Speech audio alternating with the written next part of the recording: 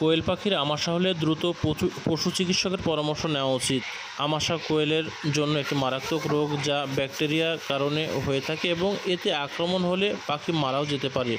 দূষিত খাদ্য বা পানির মাধ্যমে এই রোগ ছড়াতে পারে।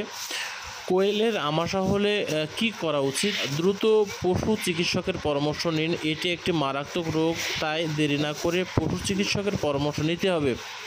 রোগাক্রান্ত কোয়েল পাখির সংস্পর্শে আসা খাবার ও পানির পাত্র ভালোভাবে পরিষ্কার করতে হবে।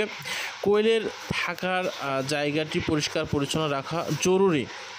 অসুস্থ কোয়েলকে অন্যান্য পাখি থেকে আলাদা করে রাখুন। পশু চিকিৎসকের পরামর্শ অনুযায়ী সঠিক চিকিৎসা নিন। কোয়েলের আমাশা হলে দ্রুত পদক্ষেপ নিলে পাখি বাঁচানো সম্ভব, নচেত আমাশার কারণে পাখি একেবারে তিলে তিলে একেবারে নষ্ট হয়ে যেতে পারে।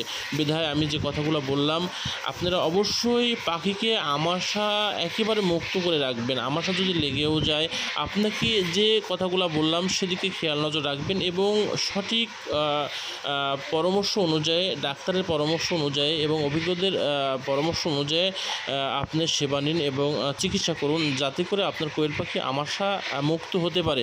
আমাশাযুক্ত কখনও কোয়েল পাখিকে রাখবেন না, এতে আপনার খামারকে একবারে নিস্তেজ করে ফেলতে পারে। আসসালামু আলাইকুম।